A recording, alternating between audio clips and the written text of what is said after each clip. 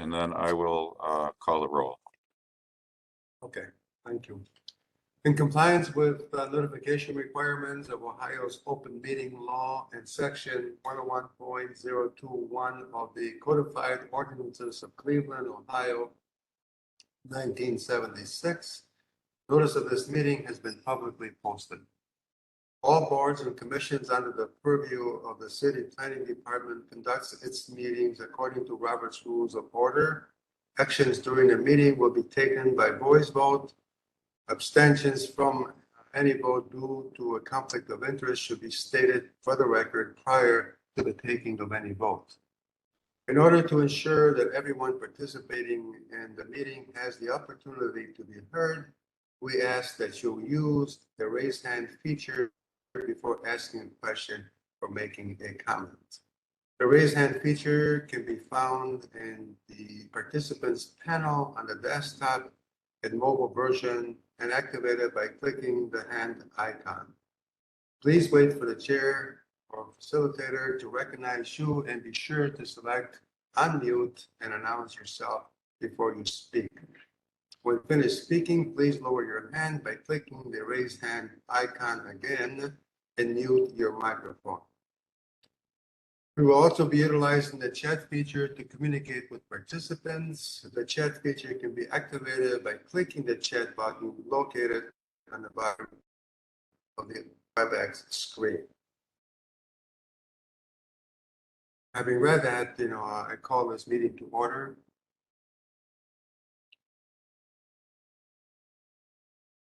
One more page, Mr. Chair.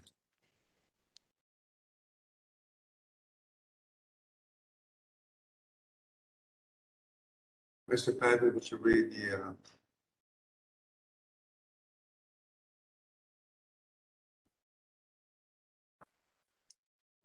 Chair, would you like to, we just need to have you finish off the preamble here. Okay, all meeting activity is being recorded via the WebEx platform. These proceedings are also being live streamed via YouTube. All requests to speak on a particular matter via our website and email have been considered. We have also received emails from those who have provided written comment on a particular matter. Thank you, Mr. Chairman. Ms. Anderson, Here. Mr. Bonezzi, Here. Mr. Colicchia, Mr. Dreyer, Here. Mr. Edmund, Here. Director Wong, Here. Mr. Strickland, Here. Mr. Tarasik, Here. Ms. Trott.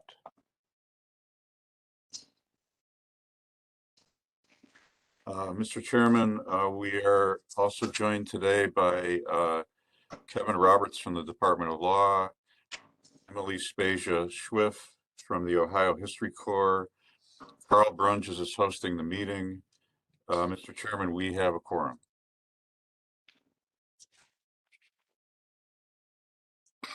Thank you. And to recall the first case then, the 22045,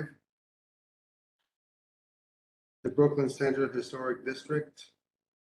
Yes, Mr. Chairman, we tabled this item on June 9th, so we will need a motion to begin to remove it from the table.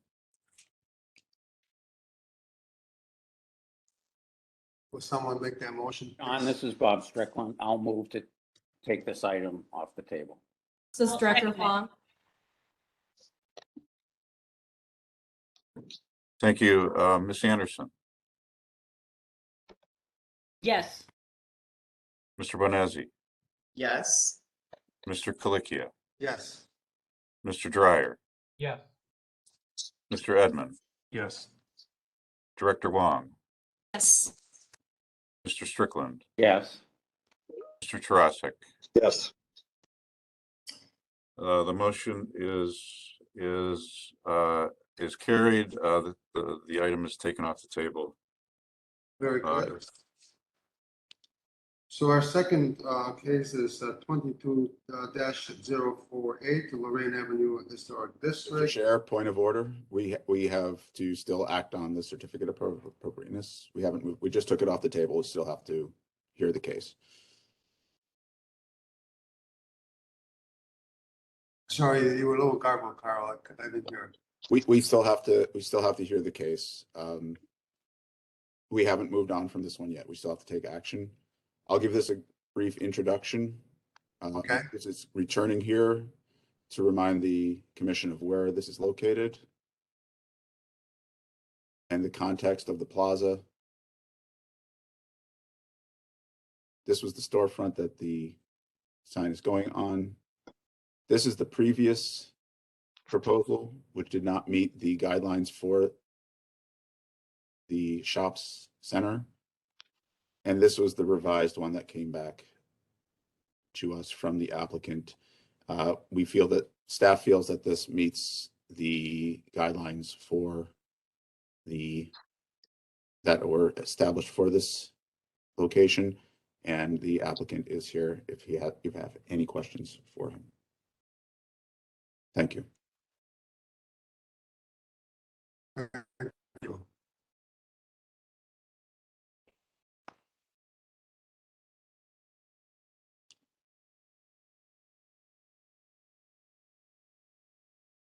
So what are we doing with this then?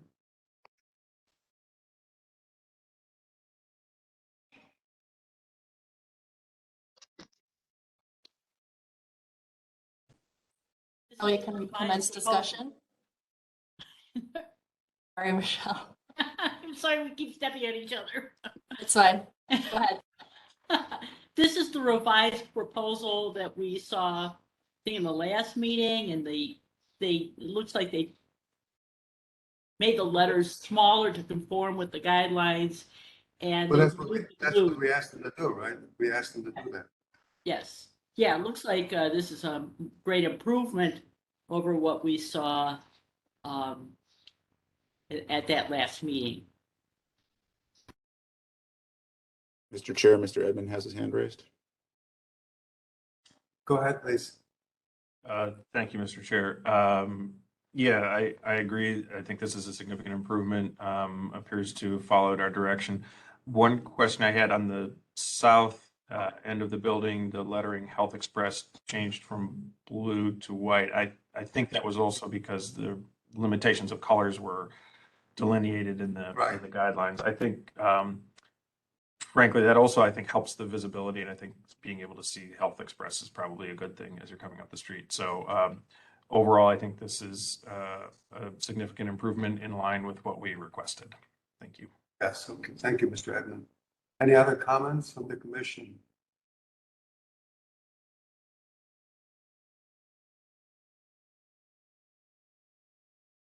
Okay, then. Mr. Strickland has his hand raised. With no further comments, Mr. Chair, I would move that we approve the revised signage as presented. Very good, thank you. Mr. Dr. Huang, I will second. Okay, we have a second. Should we call for a vote then? Yes, Mr. Chair. Ms. Anderson, Yes, Mr. Bonezzi, Yes. Mr. Colicchia, Yes. Mr. Dryer, Mr. Edmond, Yes. Director Wong, Yes. Mr. Strickland, Yes. Mr. Tarasik. Yes. The motion carries unanimously. Excellent. So our next projects are really concept plans. Mr. Chair, the next is the certificate of appropriateness for case 22048. Okay. Are we ready for the presentation?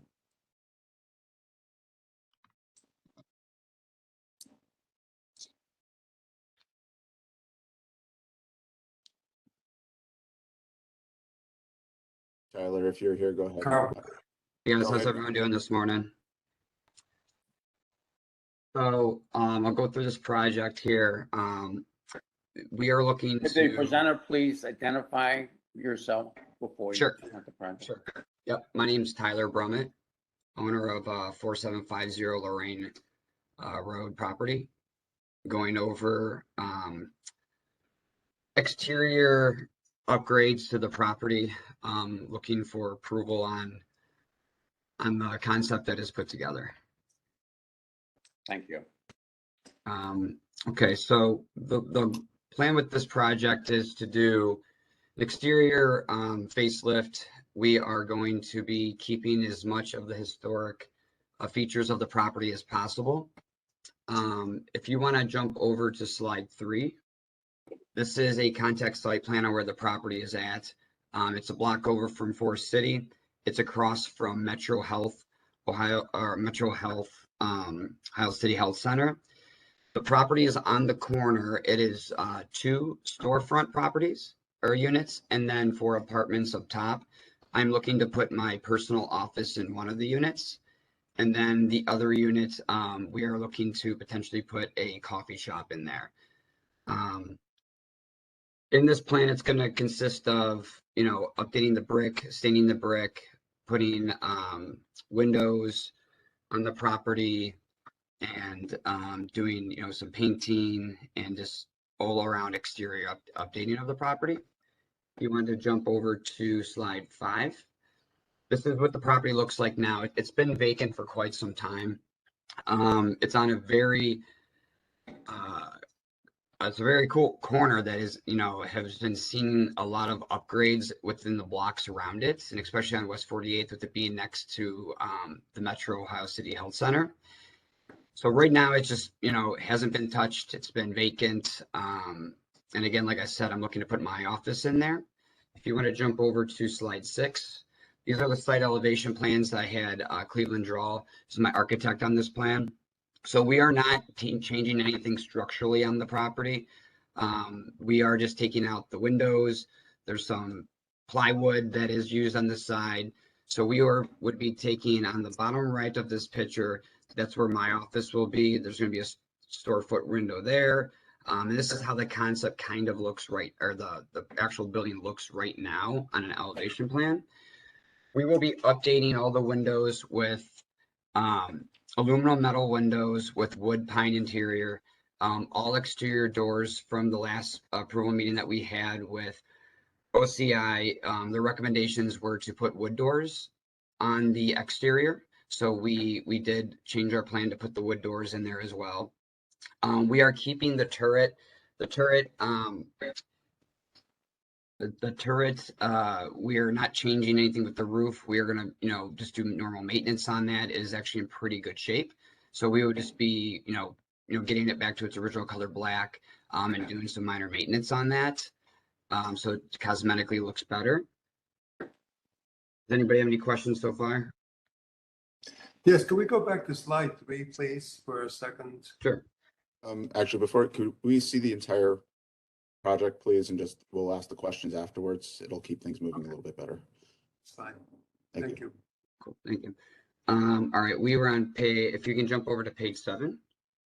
So this is without color what the concept looks like. So we would be, the bottom right is storefront windows would be going in there. Again, that's where my office would be. And then to the left is 3 windows, storefront windows. Currently it's like boarded up with plywood. And then all the windows upstairs would be also updated as well. The brick on the exterior is blonde. So we are going to be matching the brick with the other 2 buildings that are adjacent to it, with a bowl. It's like a light red color, which I also have samples on throughout the project. But if you want to go to page 8, this is the West 48th side of the property. So right now, these bottom 3 windows are just block windows. I don't know when it happened, but they're just block windows. So we're going to be putting full double hung aluminum clad with wood windows on the sides there with, wood door. And then to the right of that door, it's a boarded up window. There's actually no glass there. So we'll be bringing that back, and we'll be putting double hung windows there as well. And this is just if you go to page 9, it's just an additional view of the project here. And then we were originally working with Cleveland Storefront Renovation Program. I decided not. So if you go to page 10, this was the concept that they put together, approved prior to this color design was approved by them. So we kind of went with that. All the color palettes that are here, the two-tone grays, are on the preservation color palette that we took off. So all of that stuff is meeting the requirements from the historic, district. On the turret, there is rotted wood right now. So what we're going to be doing is the rotted wood that is there, we're going to be removing all of that.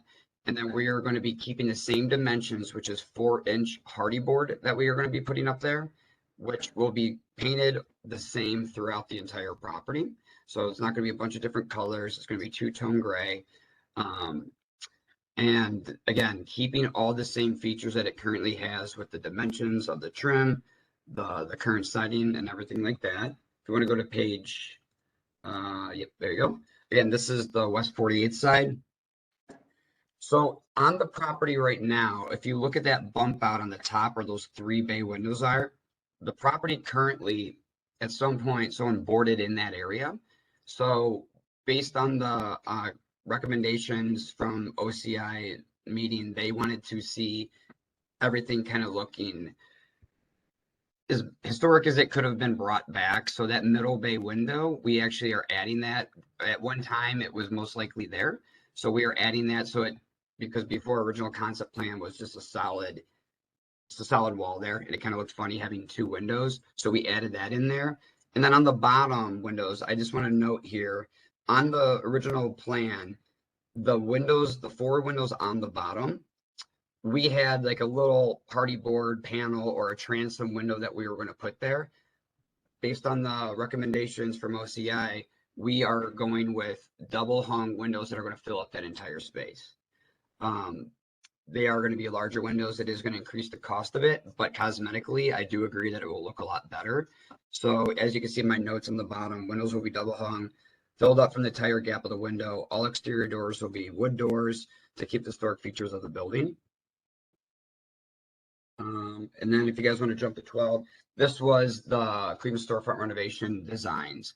So this is what it's going to look like once it's fully painted, a little bit more of a better idea on what's, without all the dimensions on there.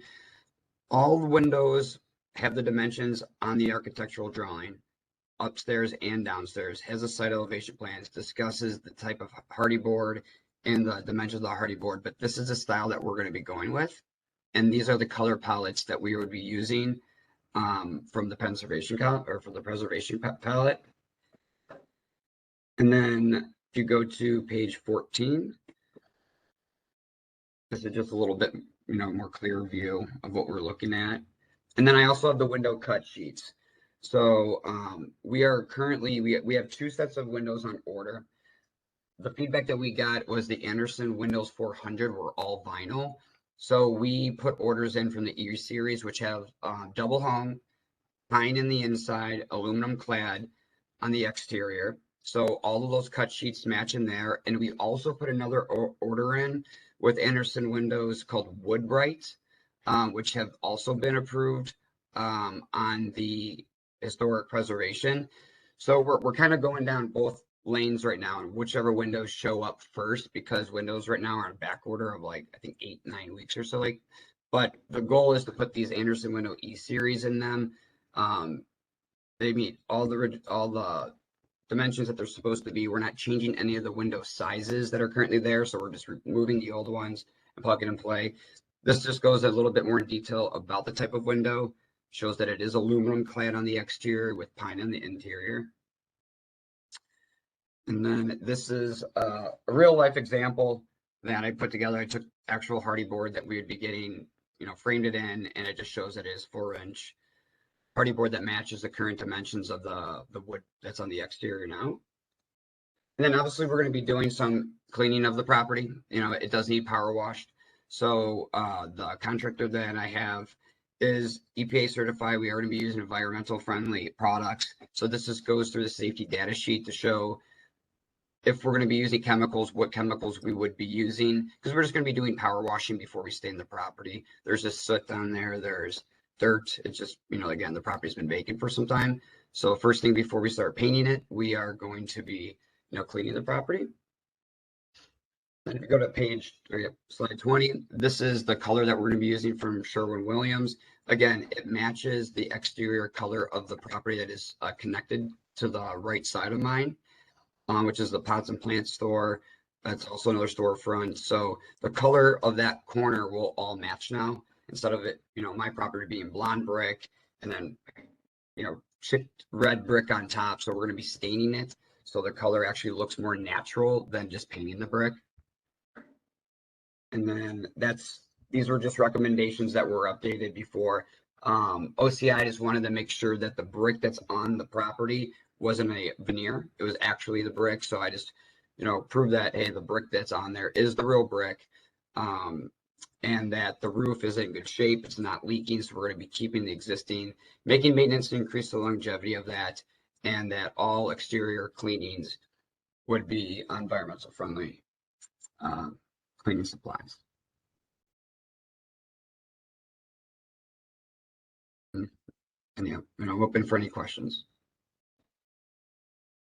Thank you very much. I just wanted to get clear orientation of the building. So it has frontage on Lorraine, correct? Yes. And then on West 48th as well. Yeah, the down unit on the corner of Lorraine and 48th is all one unit. Okay. Can I look at that? I think that was slide number 3 that shows the location of the property. Mr. Chair, before we move forward, we should get the feedback from the design review committee, please.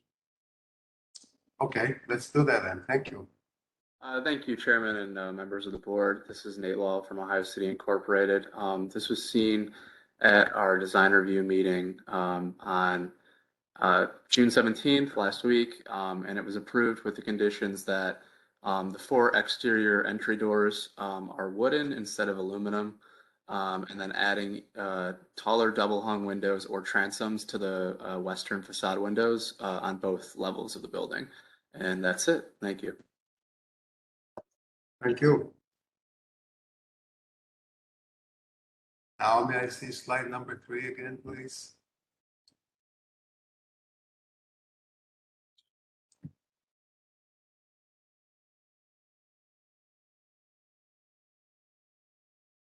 Is this the one you want, or would you like a different one? I was looking at that one, Carl, the one that shows the 3 buildings together, the neighboring buildings That one. with the building. One more up, Yeah.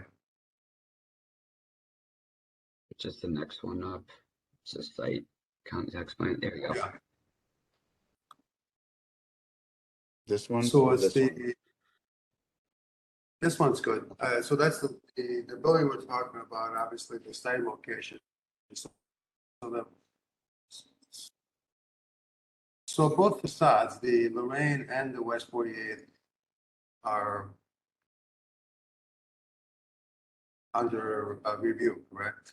Yeah, we would be doing the West 48th side essentially is just getting the brick color to be updated, and then the windows. Okay, and what's across the street from on the other side of West 48th? There's a auto dealership right now. Oh, okay, all right, thank you. Do we have comments from the commission members? Mr. Chair, we have Mr. Edmond, Ms. Anderson, and Mr. Benezzi. Mr. Edmond, please. Thank you, Mr. Chair. First of all, I'm very happy to see this project. I think this is going to be a really nice change on that block, and I appreciate the sensitivity that you have to the existing conditions and also your receptiveness to the feedback from the local design review. I have a couple of questions. Are you doing any tuck pointing masonry repairs? I'm looking at Google Earth. It's a little hard to tell, but it looks like it might need a little masonry work. Yeah, yes, we are. So that's going to be, step 2 after we do a power washing. I did have our mason go through the entire property. There is some areas, especially, where the band kind of goes above the first floor windows. We are going to be doing some tuck pointing, but the property was built in 1897, and structurally, I mean, this thing is incredibly sound. I've never seen a property this old and in good shape. So we are going to be doing a little bit of tuck pointing that is necessary, but there's not a lot of damage that really needs to be taken care of. Okay. My next question is the horizontal bands there that you mentioned, looks like you're replacing that material. What is the material? Is that also hardy board that's going there, but more Yeah, panels? yeah. So the band on the Lorraine side is going to be hardy board. Right now, the current item that's there, it's literally just painted plywood that's rotted. Yeah, yeah. And it has not held up very well, obviously. No, it's falling And down then basically. in your color palette, the Rookwood Gold Antique, where are you using that? Let me see here. Go back to the color palette. No, so I'm not using those. We're using the two-tone grays. Okay. Yeah. And then, thank you for that. Mhm. My only comment or recommendation is, I think the blonde brick, particularly with the stack bond, is part of the character of the building, and I think it's actually quite handsome. Even, and I appreciate your wanting to be contextual with the adjacent properties, but I would strongly suggest that you consider not staining that and just letting it be as it is. I think the composition of the building as it is really works, and it's not the same brick as the adjacent building, but it's part of the color palette of the block. And I always generally have a bias toward not staining or painting brick if it's not already. So I would just ask you to consider leaving that blonde brick the way it is. And we did, but historically, I think back in the mid 1900s, that brick was stained at one point because above the hardy board band that we're putting there, that is red brick. And then the entire rest of the property is red brick. And under some of that original hardy or the plywood board that I told you, where the blonde would go under, there is red brick underneath there. So at some point, there was structural change in the early 1900s where they did that because Mike Kaminsky, that owns the property next to me, his was kind of done the same way. And he went through the SRP program, and that's when they, decided that, hey, let's bring it back to the original color. So I completely understand where you're coming from, but that would make the property like literally 3 different colors of brick. At some point, someone painted it and stained it, and did an exterior updating to it. Okay. Thank you. You've obviously given a lot of thought. I appreciate that. Thanks. Yeah. Ms. Anderson, please. Thank you, Giancarlo. Wow, this is terrific. This is a wonderful presentation. I'm so glad that you're taking such good care of this handsome building. There's a lot of lovely buildings along Lorraine, and many of them has sat derelict along with this one for so long. It's really nice to see somebody breathe some life into it. And I'm really happy to see that you're not coming to us with elaborate demolition scheme, because I think 3 of the last 4 commercial buildings on Lorraine, that was what the applicants were asking for.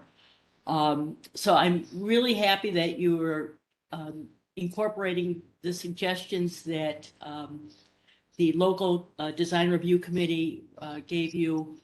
I have a couple of questions. I imagine you've done some investigation on those storefront windows.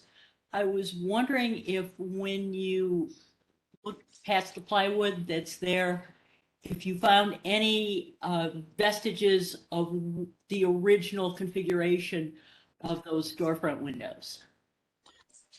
It's like as far as just like interior structural of them. Yeah, interior structure and the profiles of the trim. Yeah. How the So windows were arranged, that kind of thing. yeah, so the windows on the 48 side up and down, the framing that's the original framing that's been there. There was no construction. I don't think that's ever changed from there. We did find, so the one next to the door, that was actually covered in the interior, and then it was covered on the exterior. So that's when I say we're bringing that back to life, we are bringing that back to life there.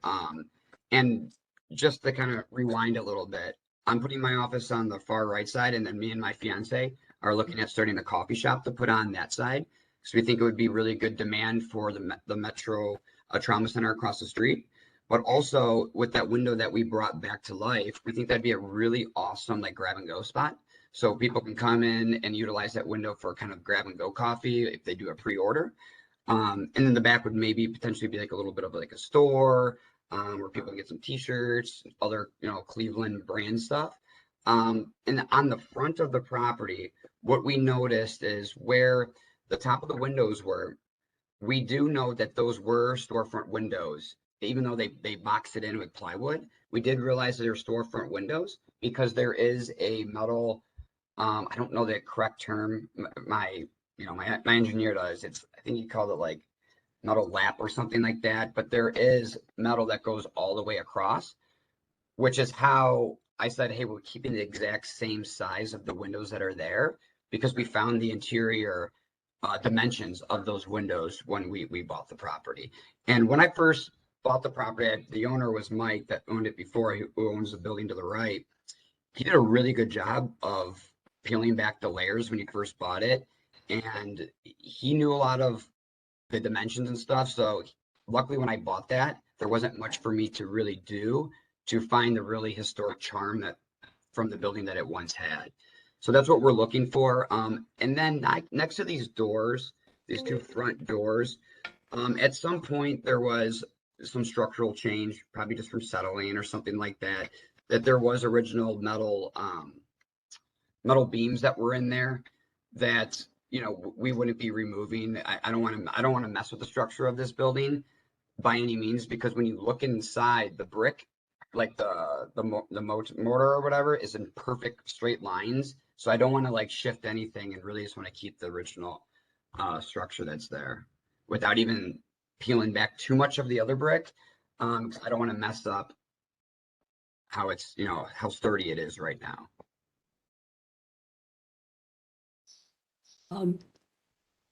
I have two comments. One is regarding the doors, and I appreciate your explanation here, and I appreciate all the research that you've done. It sounds like you really delved deep on this and are really doing a meticulous job here. The doors. I don't imagine there's any original photos of the original doors. They seem to the glass, the light in the door seems to be a little large for the historic character of this building. I would think that the lower part of the door would be wider. So that, I mean, it's kind of a small thing, but that's the one thing that I noticed. And the other issue that I have, and maybe this is turning into a personal issue, but it seems like everything we see is gray, and I don't mind gray, and I realize that it's a historic color, but it just seems relentless at these meetings. There's everything is gray, and it's a little disappointing because the main feature of this building is the turret. It has this magnificent turret with this, wonderful dome on it. And I think the gray makes it recede rather than pop, which is, that's the pizzazz of this building, is that turret. And so those are my reservations. Other than that, I'm just really pleased to see what you're doing here. This is going to be a really refreshing change to that corner. Thank you. I appreciate that. And I'll address your comments on the doors and the color. If you could jump to slide 12 for me, please. And now on the doors, so keep in mind those metal doors that are there with the big glass windows, we're not keeping those. I'm going to have like a really nice wood door. That was some of the feedback that I got from OCI in the last meeting. we originally put metal doors in there because that's what there's now. And again, I was trying to not change anything and recreate the wheel. But once they said I was allowed to put the wood doors, I was floored by that. One, it's budget wise, it saves me a ton of money. But two, it looks awesome. So we are going to have really nice doors that are going to go in there. That are going to at least be 3.5 by, I think it's 2.5 by 3-inch thick, quality, heavy doors that are going to have nice paneling on with some lighting in them. So it is not going to be all glass. I can assure you that. And then if you jump to, I'm sorry, I might have said 10, but I meant 12. This gives you a little bit better idea on the colors. So I didn't wake up in the morning and say, oh my gosh, I love gray. I want gray. Trust me, if I can paint this thing a different color and make it pop, I would have loved to do that. But I wanted to follow the guidelines of Landmark and OCI as best as I possibly could. So if you go to slide 12 from the SRP photo, it gives you a better idea on the grays, right? There's a little bit more of a two-tone gray there. And keep in mind, there's going to be some signage, right? So there's going to be some signage from the coffee shop and in my office, and I'm physically going to be operating my company out of there as well. So there's where we figure we're going to have some kind of pop within it with some nice signage, maybe a nice green or gold color or something like that. But what I could do is I just don't want to hold the project up on paint colors. I have no problem sending you a couple different other schemes once we get rolling. And if you guys like the colors, we can make that adjustment. But paint's paint, that's something easily that we can change. Well, I appreciate your accommodations here. Again, I realize that, there will be signage and you definitely want to attract attention to your signage. But my concern is that the turret is really receding. It's disappearing with this gray. And, again, I don't hate gray. Gray is a historic color. We just get too much of it. And in this case, you got a horizontal band along the windows and between the windows. If you could even extend that sandstone color or something, just to something to bring that turret to life. It's just such a unique feature. We don't have a lot of them on Lorraine, and I think it should be sitting proud. And right now it's demure. Mm-hmm. Understandable. So that's my one reservation. Everything else is wonderful.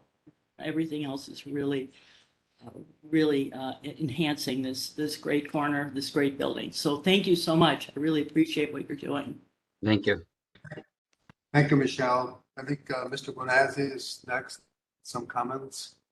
Thank you, Mr. Chair. Mr. Edmund and Ms. Anderson covered a lot of my sentiments that I was going to suggest, which is, I'm so excited to see this property being done with. I pass by it frequently, and it's always intrigued me. Every time I go to Sense down the block, and I always drive home towards this building, like, I hope someone does something with this building one day. So I'm happy to see that someone took on the challenge. And Mr. Edmund pretty much covered my question about the bricks and what you're planning to do with the bricks. I think at some point, just because the bond of those bricks is different, the stacked bond versus a running bond above something structural happened back in the night, whenever it happened, probably if it was a stacked bond in the mid 70s or 80s of reconstructing that storefront. But my one question was in your presentation, there's the drawn drawings, which are just black and white, and then there's these colored elevations, which there are like differences between the two, and I was just wondering which of these is the like final architectural drawings that you're going with. Yeah, so can you tell me which exact slide? Because the only these drawings, for example, this might answer your question. This page right here shows non-color. If you notice, like you have the windows on the bottom, the ones that are red is what the property currently is at right now. Meaning like that it shows the block windows. So slide, let me jump over to kind of help here. So if you were to jump over to slide 8, which is just one slide behind that, or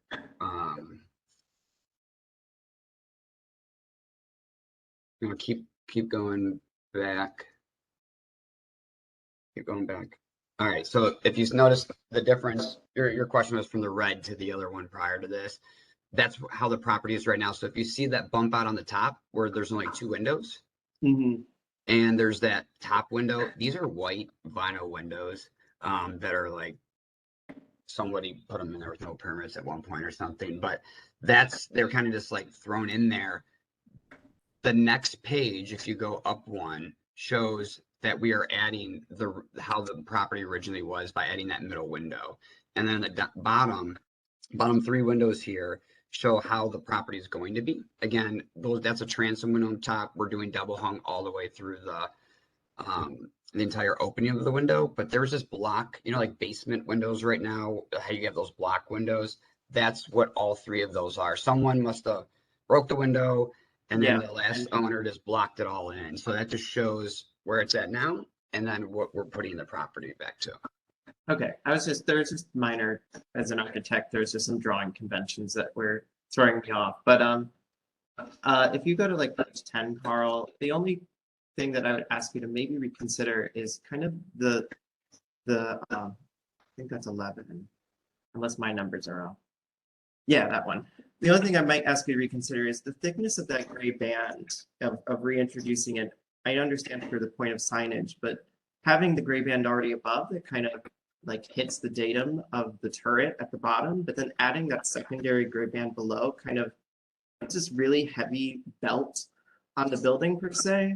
And I think, as Michelle was saying, with the use of the gray kind of cutting away the building, I think it'd be really nice to kind of still read a lightness to the separation of the bottom to the top of the building, and kind of give some breathing room to the storefronts below it, because you can see that the brick is being very constricted in the proportions of that lower gray band right now. Mm-hmm. That was probably only my additional reservation from the other comments that Mr. Edmund and Ms. Anderson had made. But other than that, sorry, I didn't mean to interrupt you. I do agree with I you. I thought the band was big as well. Trust me, I completely 100% agree. If I could get rid of the band, I would, right? But here's the reality. That dimension of that band is what the property has right now. And what I did was add some kind of nice trim molding so it's separated a little bit, or it just literally looked like a big gray line across the whole property. well, I'm not saying that gray band. So if you take like the bottom line of the turret and you draw straight across, that gray band is perfect. It makes sense. It's on the building currently. But everything below that line, like there's this extra like 18 inches of gray, that kind of addition, which in your God,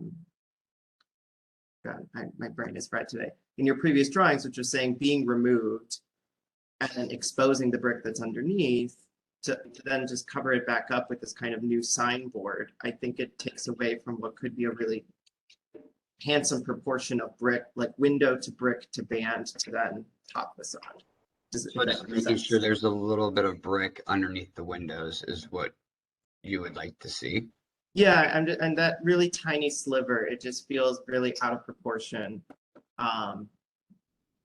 currently with the way that those bands are setting up.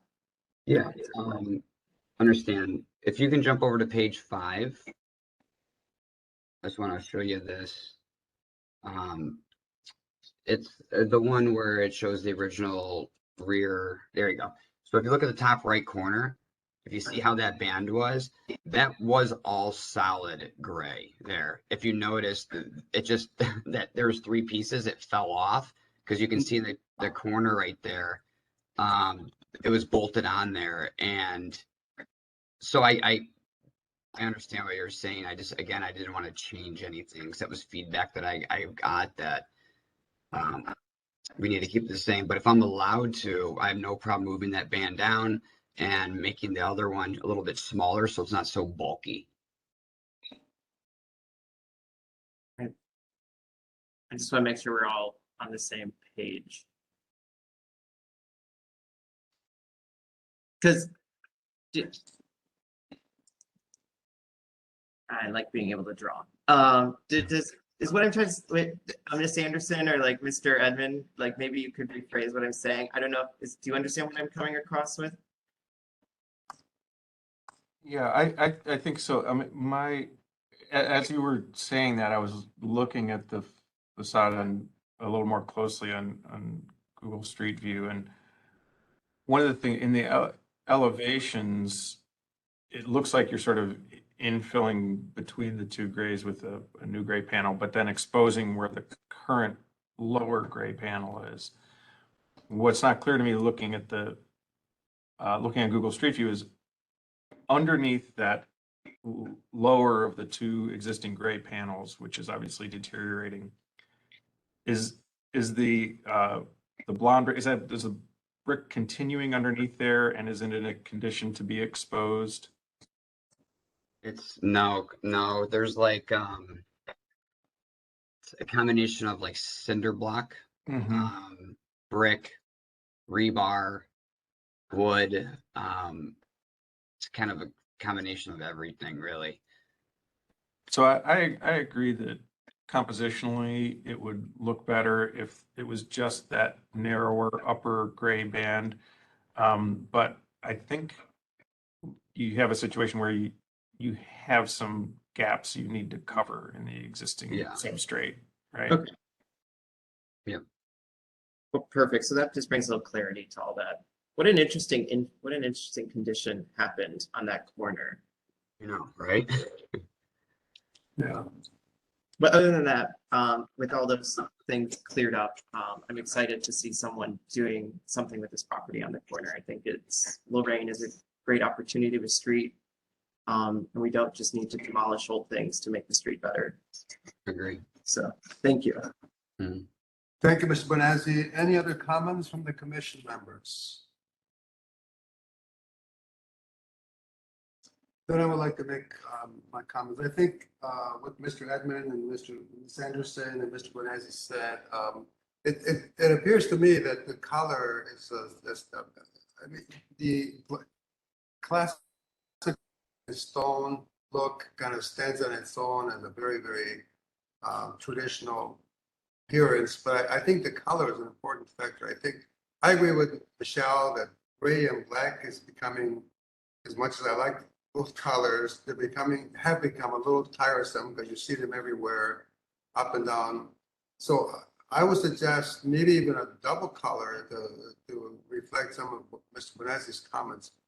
You know, maybe a color like a Prussian green or a colonial green mixed in with, I'm not sure, with a second color to emphasize the banding.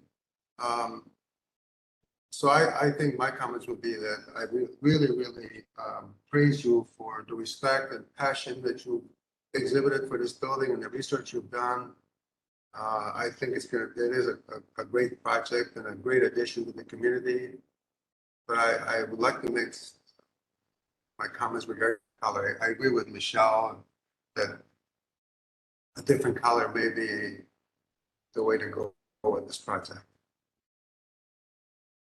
Having said that, any other comments? Mr. Chair, Mr. Strickland has his hand raised. Mr. Strickland, please.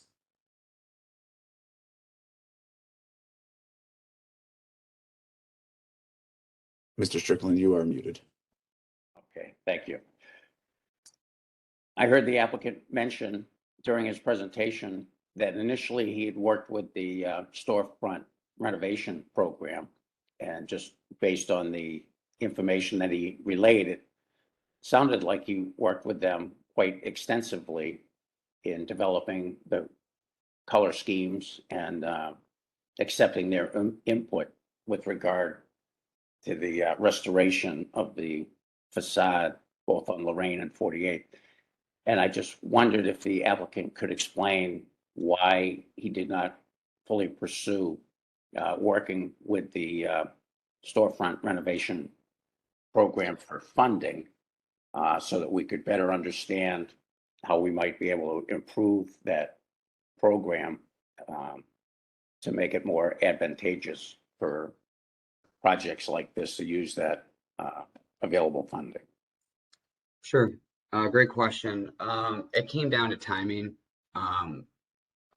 That's literally what it came down to, was timing, reply timing. And, I bought this building back in March, I think.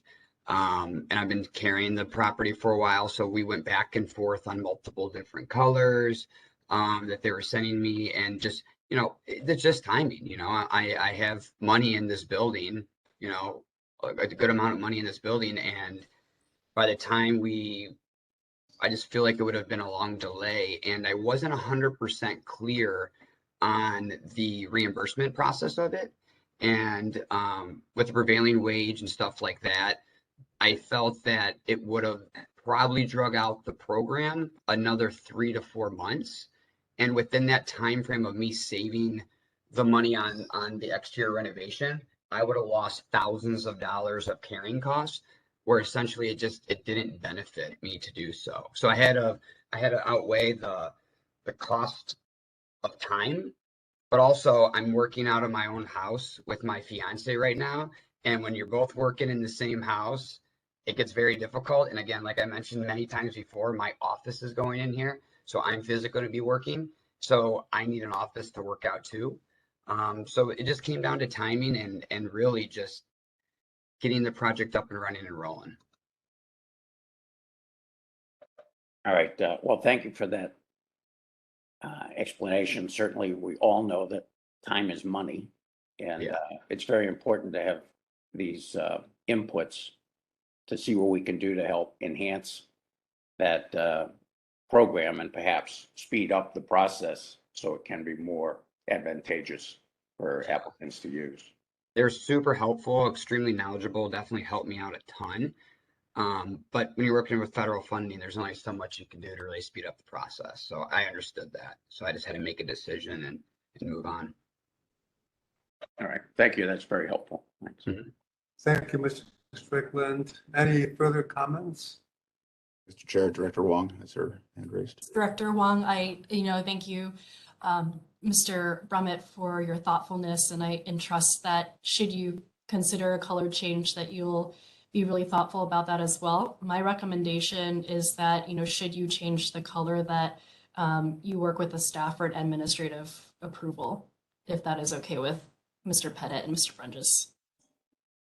The chair. Thank you very much.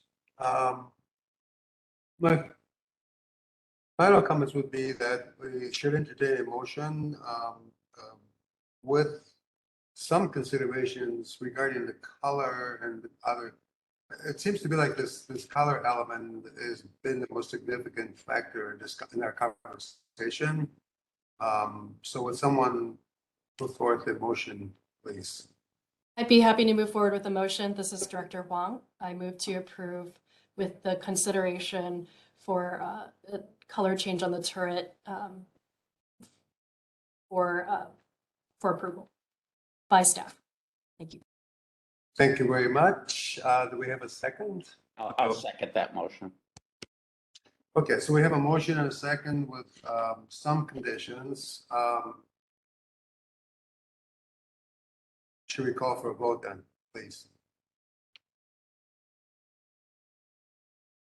Ms. Anderson, Yes. Mr. Bonazzi, Yes. Mr. Kalikia, Yes. Mr. Dryer, Yes. Mr. Edmond, Yes. Director Wong, Yes. Mr. Strickland, Yes. Mr. Tarasik. Yes. Mr. Chairman, the motion carries unanimously. Okay, so whatever changes need to be made would go to staff. We don't have to see this project again, right? Okay. So thank you very much, everyone. And then we can then go on to the next case, the concept plans for the Cleveland Cultural Gardens. Thanks, guys.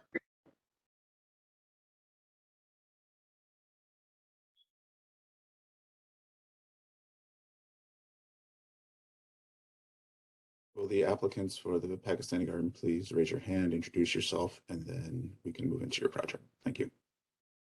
This is Tom Zarfas, landscape architect with Banky Landscape Architecture. We have Syed Abbas and Mazia Haider with us from the Cultural Gardens, Pakistani Cultural Gardens Committee.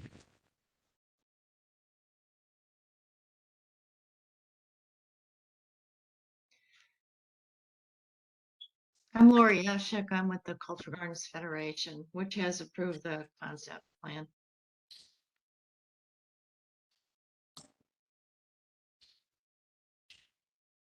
Go ahead, Mr. Sarfis. Okay, good morning. Thank you for having us today. Location map, the Pakistani Garden is located on the west side of MLK, just north of the Superior Avenue Bridge, across from the Irish Garden and adjacent to the Lebanese Garden. Could you go to the next slide, please? And one more. I wanted to show you this first because this is an important element, important feature for this garden. The center of the garden is a plaza, which is a welcoming and gathering space, but it'll also be a setting for an artist's interpretation of the Minar-e-Pakistan. And that is a national symbol of Pakistan. It's been compared to the Eiffel Tower. It's Pakistan's Eiffel Tower. And it's also an expression of post-colonial identity, which is really important in Pakistan. So I wanted you to see that up front. Go to the next slide, please. This is a street view. It's a fairly narrow strip of land along Doan Brook. That vegetation you see starts the bank of the brook. Where that light pole is, and that walk from MLK is approximately the entrance to our garden. Next, please. As I said, the center of the garden is a plaza, which is a welcoming and gathering space, and it will eventually be the setting for an artist interpretation of the Minar. And you saw the photo of that. It will include interpretive materials, which will educate by sharing historical, cultural, biological, and economic diversity of Pakistan. We want to use some technology here. We want to use QR codes so people can link in with their phones, so we don't have to do big and vulnerable boards that explain a lot of this material on site. It's just expensive, and the materials tend to be pretty vulnerable. To the north of the plaza is a seat wall, small amphitheater that's built into the mound. The mound will be created by the excavated materials the excavation we have to do to create the plaza. To the south, there's a more intimate seating area for small groups. The design is intended to be one of minimal maintenance. It's mostly trees and grass, except for the plantings around the plaza and the more intimate seating area. Everything in the garden is handicapped accessible. There are no steps, no changes in grade, no excessive grades. Phase one includes the central plaza and the area to the amphitheater to the north. The Minar and the area to the south is in future phases. That central area in the plaza where the Minar will eventually be in phase one will be a planted area. The phase one budget is approximately $200,000. We're looking to start construction late summer, early fall, which means we'll be back to you, hopefully in another month, with detailed design, including materials, furnishings, finishes, lighting, etc. So with that, are there any questions?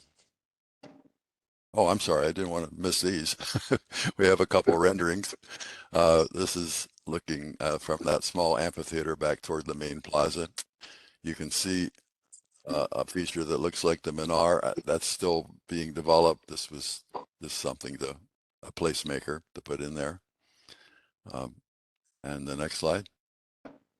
And that's another view of the central plaza from a little closer. I think that's looking back toward the Superior Bridge.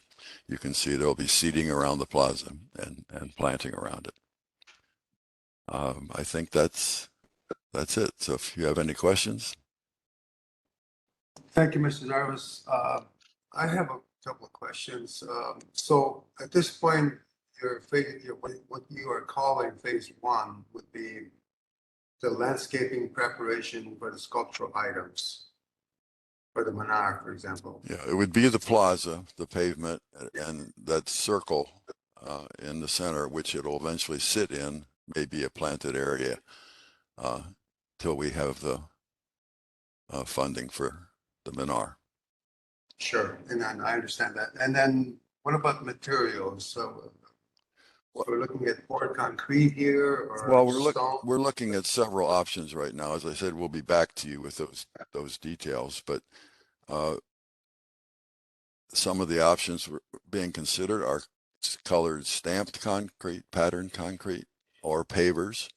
Those are the two most likely options, but that's still being thought out. And there are budget issues to deal with, so. Okay, thank you. Any comments from the commission members?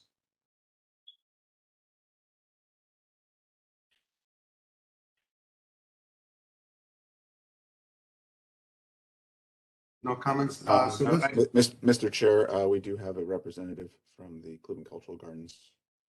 okay. Yeah, hi, I'm Lori Ashik. Can y'all hear me? Yes, Great.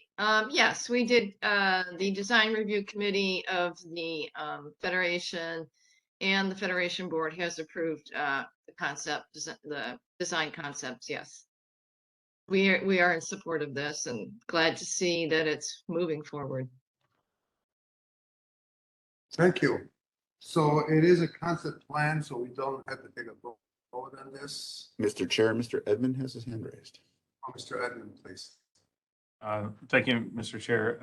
I just had a couple quick comments. I think this is a very, very nice landscape design. Obviously, the keystone of this is going to be phase 2, the Masonry, Pakistan. And I'm embarrassed to say I was not familiar with that before I saw this, these files that were uploaded for this.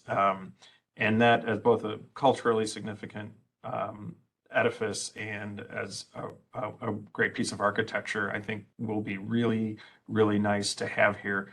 And of course, being able to complete phase 1 will be, as I'm sure you are aware, really critical to your fundraising for phase 2. And I would just say that going forward into phase 2, I'm sure you will be, but I would encourage you to be very thoughtful about how the artist's interpretation of the Masonry Pakistan is carried out.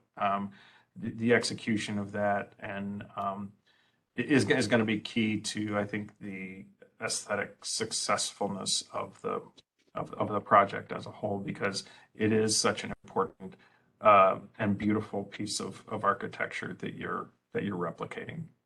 We totally agree with that. We've been working with Menka Design Studio, and it's been an ongoing project for several months now, and just a lot of thought is going into it. So yes, we agree. Thank you. Mr. Chair, Ms. Anderson has her hand raised. Thank you. If there are no further comments, then we will be. Mr. Chair, Ms. Anderson has her hand raised. Oh, Ms. Anderson, please. Thank you. This looks like a very beautiful, thoughtful design. I think it is going to enhance the whole cultural gardens area.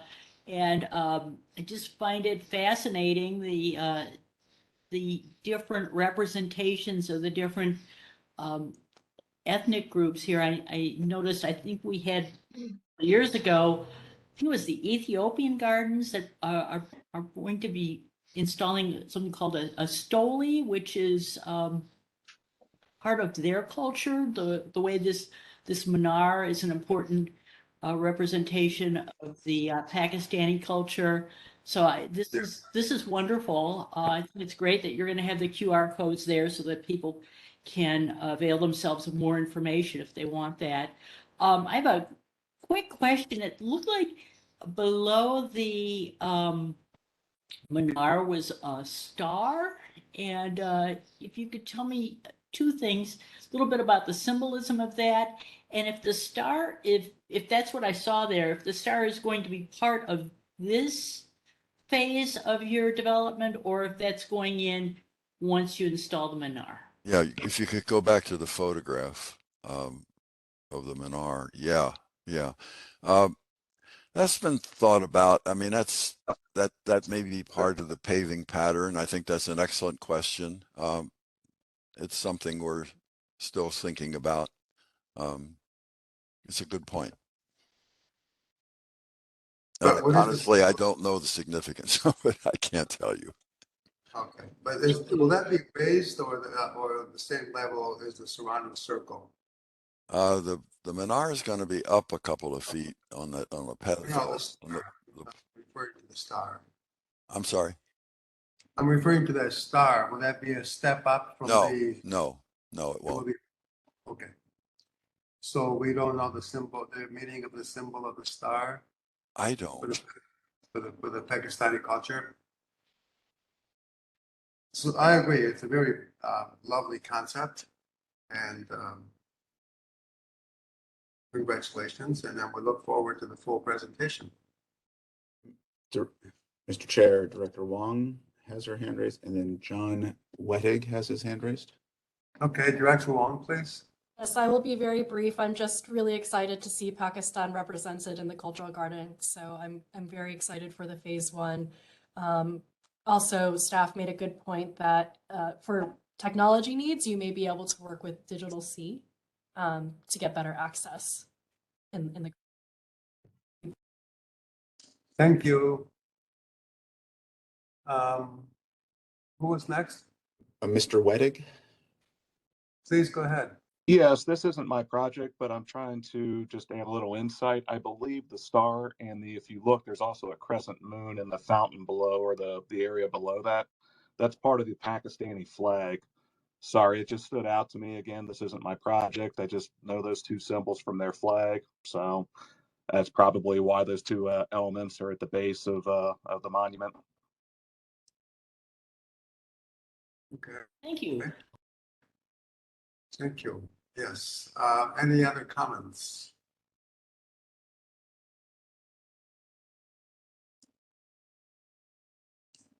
There are no other hands raised at this time. Okay, so then we can move forward to the next project. Does the applicant feel they've gotten enough feedback at this time? I think so. Yes. I think so too, yeah. Well, then, Yes, thank you.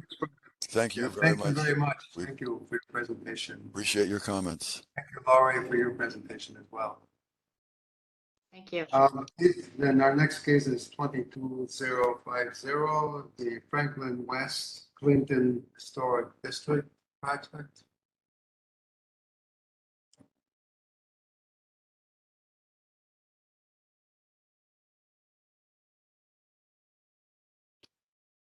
Mr. Wettig, are you presenting on this or is your architect here? No, actually, our builder, Jenny Johnson from Deani Homes, will be presenting for us today.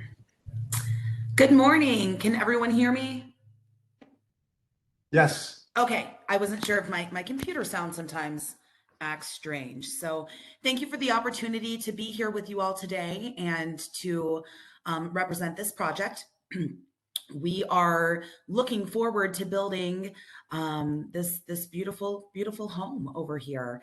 I know that John and Angela will also be commenting today, and I'm here to answer anything structurally wise or any questions that you have about the project, the construction of the project. The presentation that we put together is basically just identifying where the lot is, where the home is going to be going, and we have a site plan available as well. You're welcome to go to the next slide. Or take your time if you'd like to scroll through it, however quickly you'd like to go. This is just some road views. There currently is not an I'm sorry. How are you involved with this project? I represent Deani Homes. I'm the sales and design consultant that worked with the customers. Okay, thank you. Mm-hmm. Go ahead, please. Yeah, so the lot is currently vacant. So there is not an existing home on there. There was an existing home that has been knocked down.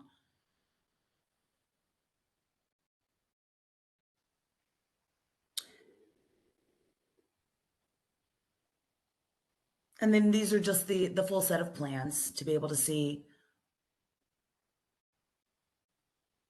the home that is being proposed to be built.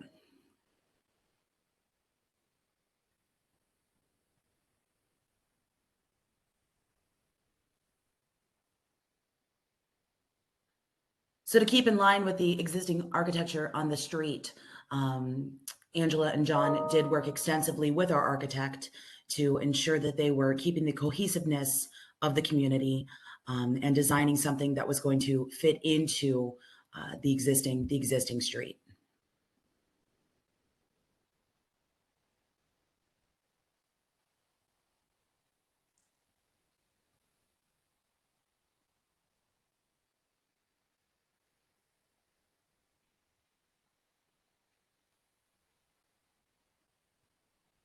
Yeah, some of that's just the. They also have set forth some elements of design when it comes to what they're going to be doing on the exterior of the home for the lawn and ornamental trees.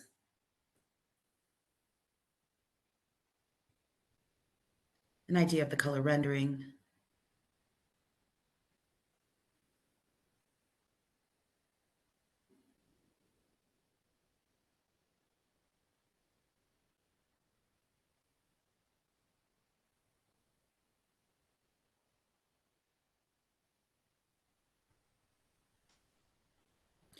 This is the color sheet from us as the builder that is just letting you know the exact names and materials that are being used on the exterior of the home.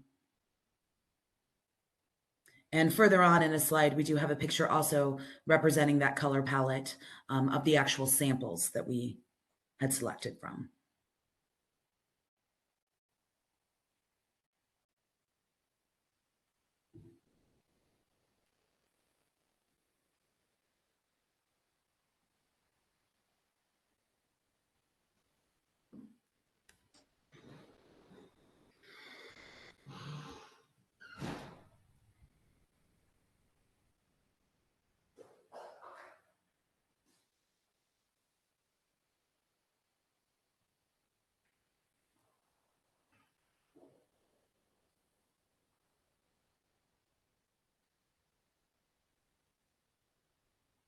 That's the end of the presentation.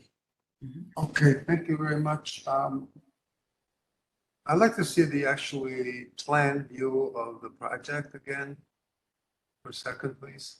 Mr. Chair, Mr. Pettit has the design review comments. Okay, let's go ahead with that then. Thank you. Thank you, Mr. Chairman. This project was reviewed conceptually on June 15th by the Franklin West Clinton Historic District Design Review Committee. The committee were very impressed with the visual design of the home and how it integrated with the neighborhood's other homes. They did express some concern of the extensive use of vinyl siding and running the cultured stone to the bottom of the front windows. A suggestion was made to use fiberglass or composite windows versus the vinyl windows. There was discussion concerning the various textures on the front facades. And there was a long discussion regarding the cost to the owner to comply with the guidelines of the historic district. We did this. This was a concept review. No action was taken, but those were the comments from the design review committee. Thank you. Thank you. Just Chair, couple of quick Mr. Wettig. Mr. Yes. Mr. one Wettig, item the owner. missing- One item. Okay, go missing- ahead, please. Yes, one item missing from the council's feedback is that they came to a compromise, or rather they agreed to pursue a compromise where only the front of the home would be switched from vinyl to hardy board, as well as the windows on the front being fiberglass, not vinyl. They allowed the sides to remain vinyl with vinyl windows. So that should be noted as well. Okay, thank you. Any other comments? Ms. Anderson has her hand raised. Oh, actually, I had another comment, but I'll wait. Sorry. No, go ahead. If you're still speaking, go ahead. I would say. Well, no, actually, I hate to use the word rebuttal. Unfortunately, the council gave feedback on the textures in the front that doesn't really match the neighborhood. 5 of the 6 council members spoke up saying that none of the homes in the neighborhood have shake in any of the gables. Then the 6th member raised his hand and said his house does have shake in the gables. And if you tour the neighborhood, it's a varied mix, but at least a third, if not half, the homes have shake up in the gables. Also, they spoke about the cultured stone running up to the windowsills. Most of the homes in the area have front porches that run the entire width of the front and basically hide whatever material runs up to the sill. You can't see it anyways, and basically that porch itself adds the same texture that our cultured stone adds. So to be honest, it actually stays more consistent.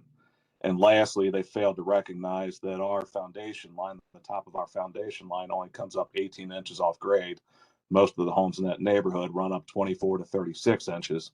So that higher cultured stone line up to the sill actually better mimics the homes in the neighborhood and doesn't really conflict with it the way they have stated.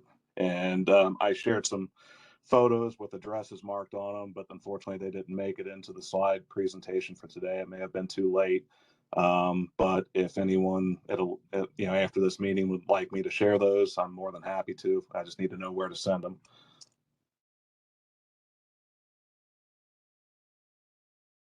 Okay, thank you. Any other comments? Not at this time. Well, actually, sorry, there is one more. And yes, cost to us was discussed. It is a financial hardship. We're already $150,000 over budget on this project. We've had to liquidate a lot of assets. This is literally our last home ownership option within the city of Cleveland. For reference, Angela, my fiance, who was also on this call, is a quadriplegic. We've had to specially design this home for her needs. No home can be retrofitted to meet her needs since she's in a wheelchair. And again, we've had to liquidate a lot of assets to just make up this overage in the budget. So adding tens of thousands of dollars is really unfair to us. And also, there are other homes within the past 5 to 6 years who have had vinyl refacing without consequence. And I don't know if they were reviewed by the council or not, but we're trying to understand why they're allowed to have vinyl, yet we're not. So.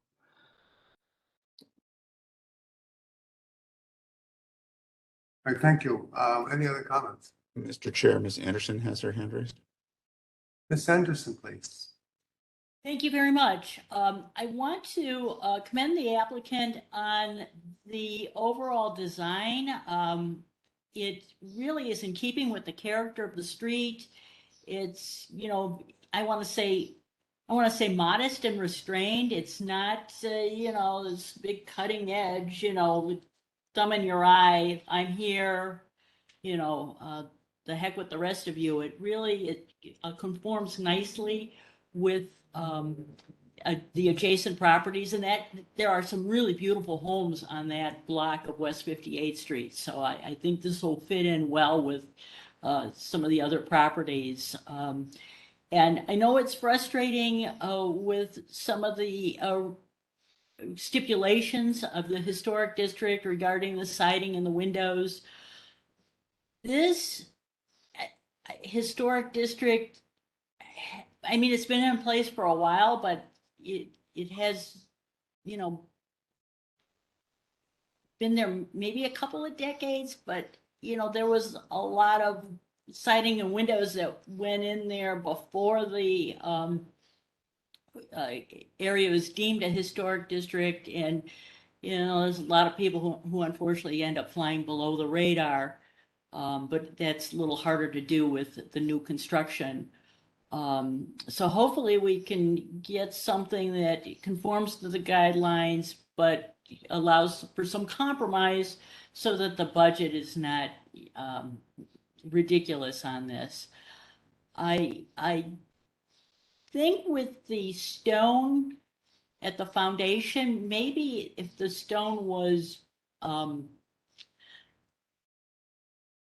less articulated, if the surfaces were a little smoother, that might work a little better, because these properties did have sandstone foundations, something that might look a little more like the other nearby properties, if a product like that is available, it might be a good compromise there. And I had a question about the color. It looked like there were two different color schemes. The one was the teal. The other one was more of an earth tone palette. My preference is the earth tone palette. I'm not sure whether the teal is like, I think that's. For Yeah, sorry to interrupt, but there's only one palette presented here, which is the two-tone. okay. Where there's the cream shake and the gables, and then of course that kind of grayish blue slate color, and on the sides, and as well as on the similar surfaces on the front. So essentially it's a two-tone palette. Oh, okay, yeah, and that looks fine. There's a rendering where the house's paint is colored a teal Well, color. no, keep in And mind, the council demanded we show every single type of species of plant, not to knock the council. Okay. But that they wanted to see where the plants would be on a front elevation. They were very, a streetscape basically. Okay. And we don't have the professional resources to do that. And that had to be drawn up on the fly. And unfortunately, that's not color accurate. That was just simply for reference more than a literal interpretation. Okay, I understand. Yeah, I'm okay with this color palette. For now, those are my my comments and questions. So thank you very much. Thank you, Michelle. Any other comments? Mr. Chair, Mr. Edmond has his hand raised. Who else has the hand raised? Mr. Edmond? That's me. Yes, Mr. Evans. Yeah, thank you, Mr. Chair. Yeah, I would echo Ms. Anderson's comments, and I hadn't thought about the question of a less rusticated cast stone product for the base, but I think that would help, and I don't think it should be really a changing cost from going from the higher profile to a lower profile cast stone product. I also like the color palette. I mean, I think the composition of the house as a whole, as you said, Ms. Anderson, is very respectful. It's I think smaller than some of the houses around it, so it's very, like you said, it's not brash. It's very fitting. I had a question for the homeowner, which is, and I really appreciate your cost concerns. And there was a discussion of a compromise of using a plank or other panel material on the front facade, but keeping the vinyl on the other facades. And were you okay with that? Is that an acceptable compromise to you? No, it's still tens of thousands of dollars to us. I mean, it's in the teens, so it's not like $20,000, but when you're already $150,000 over budget, it doesn't really, even 15,000 is a large amount. I mean, we've also had to make upgrades on the interior because they're not warranted against Angela's wheelchair that have been significant costs. There's a multitude of reasons for the cost overruns, so this is really a hard hit to take. And one of the reference photos I had, which shows probably one of the homes that flew under the radar, even though it was under remodeling for a long period of time, but was replaced with vinyl 5 years ago. From the street, you cannot even tell it's vinyl. It's actually one of the nicest looking homes because they paid attention to detail with how they trimmed it out and everything else. It's perfect. So I don't see why our home, and I don't mean to be so defensive, forgive the tone of my voice, but I don't see why our home has to have hardy. To be honest with you, it's going to look like we just slapped up vinyl siding on the sides, and the front's going to be quote unquote truer to form. Well, because it's not going to be a perfect match. I just want to get clarification on your position, and actually that was my concern. That is, if we had hardy board or something on the front and a different product on the three sides, that they would never match. For reference, to put hardy all the way around, and I'm going by memory here, as well as fiberglass windows, would run up in the range of $55,000 on all four sides. Because at that point, why skip the back and leave it, vinyl. But it's quite costly. Like I said, it's up in the teens, just the front alone. Then we also have the maintenance. We also have the difference in the windows that we'll have to replace them piecemeal because, you know, the non-front, the windows not on the front will wear out at a different rate or have a different lifespan than what's in the front. So it gets very complicated just trying to reach this technical, somewhat arbitrary technical point. You know, I think the design and the color scheme itself and some of the materials like the cultured stone really are the key. The vinyl is not going to be as big a problem as the historic council feels. Okay. Thanks. I just wanted to get some clarification on that. No, I think you know, your overall, your design is quite fitting and appropriate, and I just wanted to understand what we're looking at. Thank you. No, I appreciate it. Thank you. One other comment from me, this is Angela talking. You know, as an individual with a disability, an advantage of the vinyl siding is less upkeep for me. Like, we were really hoping to build a low maintenance home because I will not be able to help in that aspect at all. So as an individual with a disability, that sort of accommodation would be fantastic for me. So to put it into context, Angela and I are entering middle age, you know, we'll say, in our early 40s. You know, I plan to be around for quite a while, but who knows what a higher power has in store. And if something was to happen to me, you know, within the next few years, she's left to manage this property on her own. And, you know, aside from the actual physical work involved with the maintenance, paying for the upkeep of it, you know, you could say that she could easily hire somebody to do it, but that's an extra undue burden. So the less maintenance, the better is the bottom line. Yes, for someone like myself. Thank you. I think that perspective is very important. Thank you, Mr. John. Any other comments? Michelle, do you have your hand raised? Yes, thank you. Thank you, Giancarlo. I want to become more familiar about the extent. I'm not familiar with the maintenance of like a vinyl siding versus the hardy plank. I'm not sure whether The difference. what the difference is, and I don't know if there's anyone here, the builder or, you know, someone who can elaborate on that. That's my question. I can elaborate a bit. So Hardy does in its initially in its early years is very durable.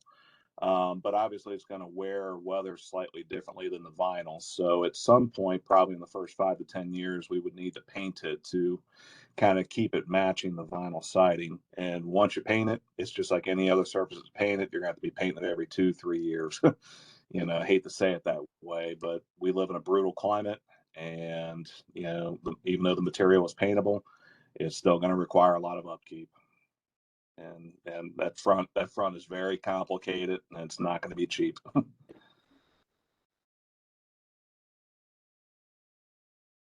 Thank you.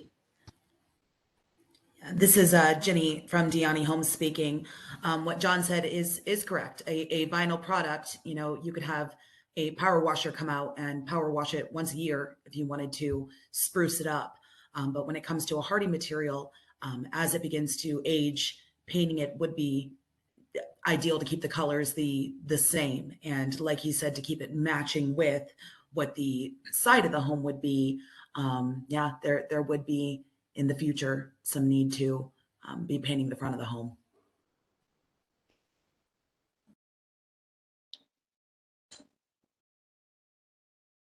Any further comments from the commission? I would like to make a couple of comments. I have to say that, the idea of building a new home there is wonderful, but, you know, you've chosen a historical district to build in. So I'm sure you're aware of some of the requirements. I think definitely a hardy board is a much more interesting looking material. And so I think that needs to be considered, at least for the front. And also, I have major issue with cultured stone. I know it's easy to install, but I think a natural material like a limestone is almost the same price, but it has a much stronger durability and historical significance. I mean, I'm sure you use culture stone in other projects. Does it really last a long time? Is it a very good material, long lasting, maintenance free? That seems to be a major issue with this project. Cultured stone is what a majority of builders use at this time period when it comes to exterior stonework. And as far as durability of it, I'm not aware of any kind of lack of durability. In fact, the way that they adhere it to the front of the home can even be less maintenance than a brick, which would need future mortar tuck points. Tuck pointing? Yeah, for like a brick on the exterior. So a stone would not require that. So there's no tuck pointing in culture stone?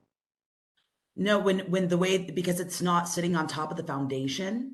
So if the foundation were to move or settle or anything along those lines, sometimes that's when you experience that. A culture stone is affixed to the front of the home. So it's not going to have any of the same kind of settling impact as a foundational ledge where a brick sits. So in essence, it would be over time. I mean, we're talking 10, 15 years down the road. It would be less maintenance than a brick or something along those lines. Okay, thank you. Any other comments? Yes, a moment ago, you cited the fact that we knew we were buying into a historic district. A, it was not disclosed by the seller. B, it was not disclosed by the title company during their search. And if you enter that block, there is no signage stating that that is part of West Clinton Franklin Historic District. To be honest, as a layman, first off, we found out this is a historic district only recently. It was a surprise to us when we submitted for review. And second of all, if you look at that block, there are a couple historic homes on it, but a majority of them aren't.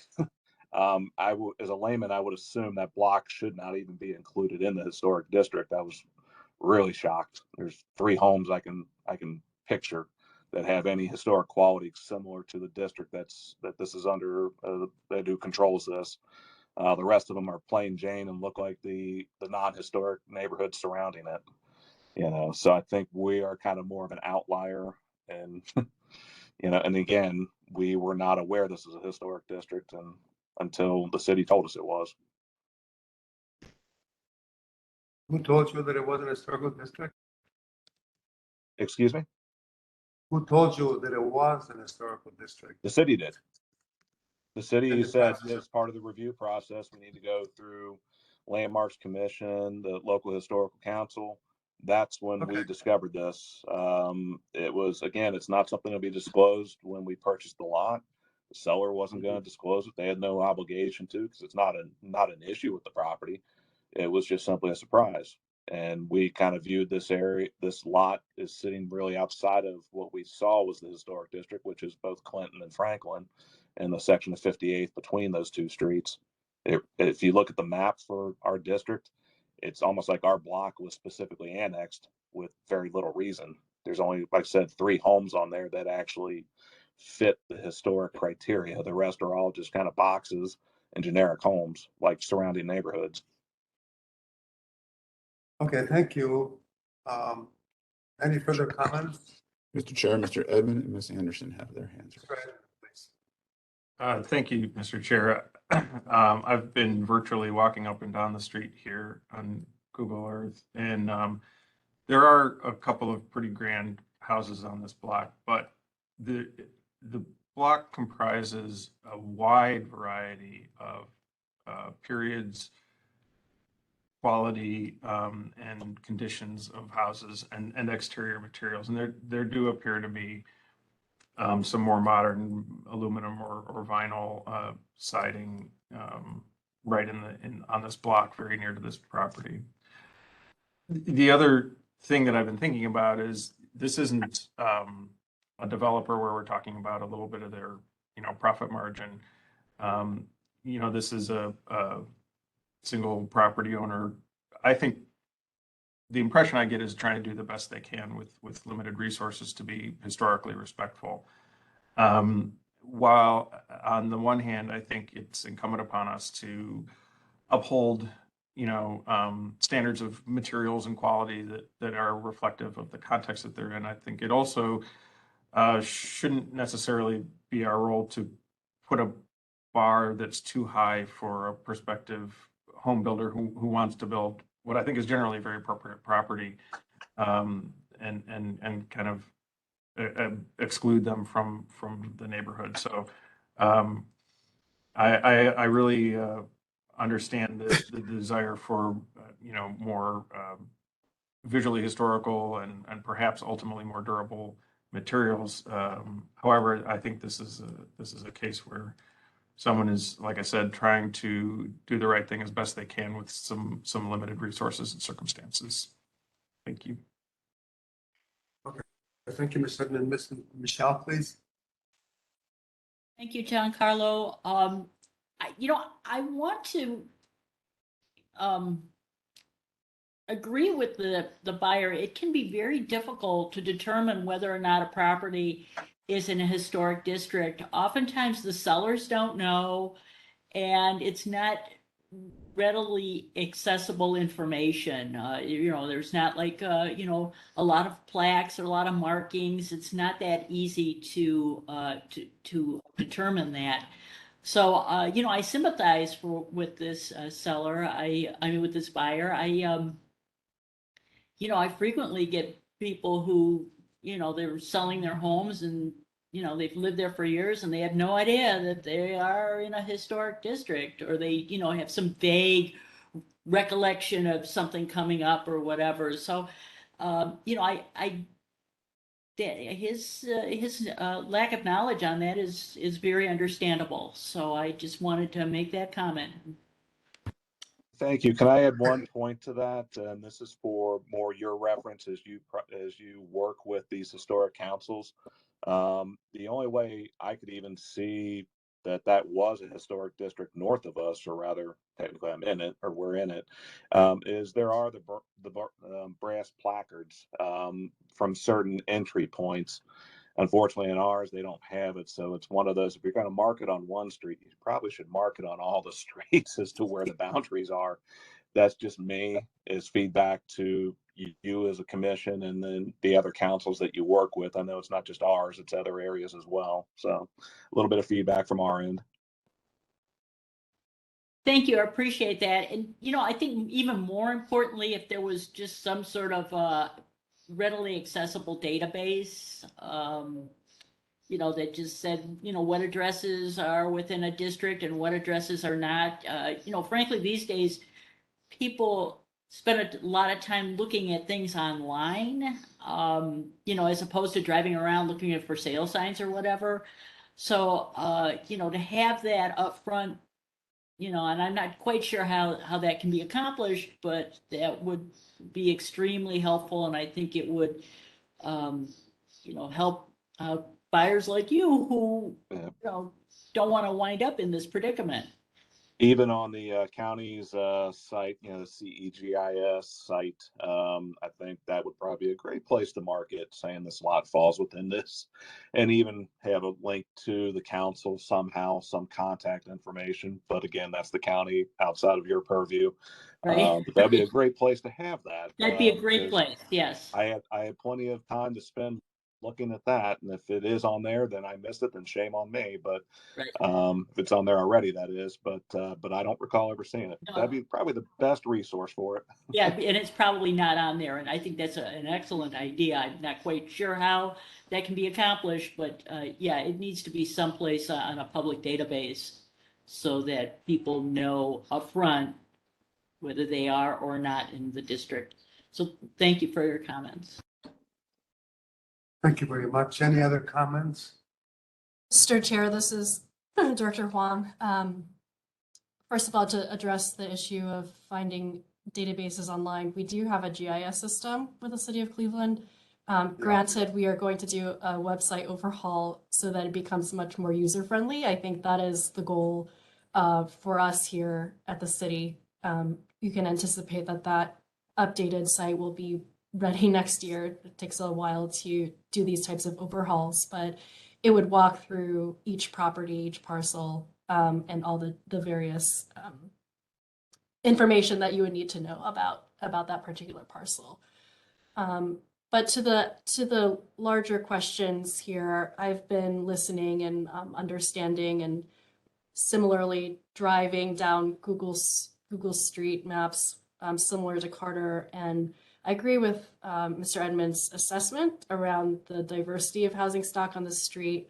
I just want to share with the applicants that, you know, our goal is we do want to maintain historic, you know, we want people to really think about what it means to build new construction in a historic district. I think you've done a nice job. I'm not an architect myself, but overall, you know, our goal is to welcome residents and to make the process one, you know, where we are going to have these discussions around materials and the architecture. But I want to emphasize that the goal is to make sure that we're welcoming residents in a way that works for them, especially individual property owners who are making an effort to live in the city of Cleveland and have made an effort to be attentive to detail.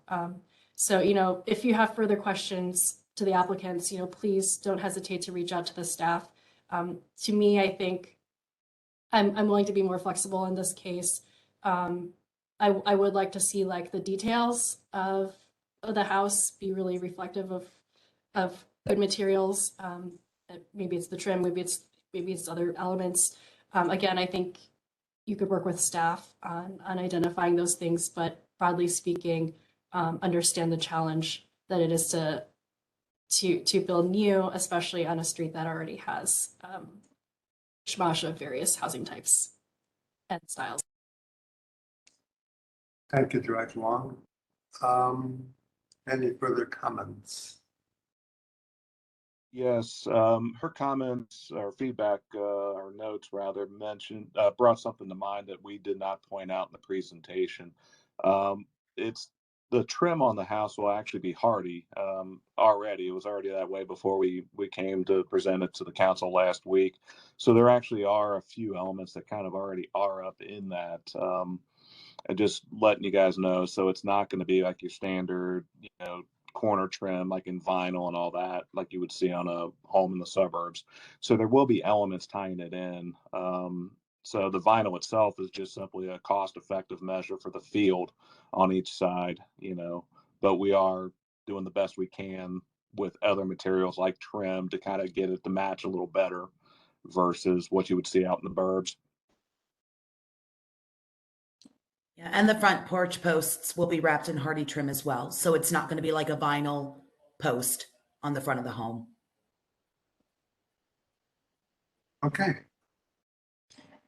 Well, we look forward to your final presentation. At this point, I think we're done. Thank you very much. Do the applicants feel they've received enough feedback at this point to move forward? There are a couple questions. We've been a little confused by the process. It was just made clear to us yesterday that it goes to council first for concept review, and then of course the Landmarks Commission for review. First question is, what is the process moving forward? Does the council vote on it and then it comes back to Landmarks for a vote, or is council the final word? The local design review committee, which you went to first, is the advisory board to this commission. Okay. So it has to go back to them first for final review, and then it will come back to the commission for final. Yeah, go back to the Landmarks. Yeah. And then will we have, I guess we will be present during the final review with the historic council? You will go through, yes, it'll be the same Okay. as your conceptual review. You will be part of that discussion. Okay. And then of course you will forward your feedback to them. Is there a way that we can get a copy of the feedback as well? We didn't really get a verbatim copy of what the feedback they provided you. So we were kind of shooting in the dark as we were preparing our notes and our responses. So just going off of what we understood verbally from them last week. We can do that. I don't think we've only been talking through your contractor this Okay. entire time. I don't think we've had your email address, but we can do that And offline. I could get it from the contractor, just so long as they have like the verbatim feedback that, that's being provided to the council. So we have the same talking points Yes. to work from. So, We will do that. okay. I appreciate it. Okay, thank you. Do we have any administrative reports at this point? Thank you, Mr. Chairman. I just have one report. This morning, I sent you all a link to the Canalway site regarding Cleveland History Days, which actually begin today. There are several events in the course of the next week. One to note is the event on Thursday, June 30th. The Eerie View Preservation Showcase that is being sponsored in part by the Cleveland Landmarks Commission. So you may want to make an effort to attend that one. You do need reservations. There is a limit of 75 people at that event. But I think it would be very informative and a great event. Other than that, I have nothing else unless anyone has any questions. Does anyone have any questions?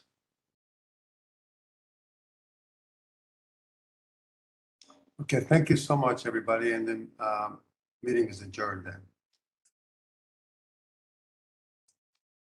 Thank you. Goodbye. Bye. Thank you. Take care. Thank you.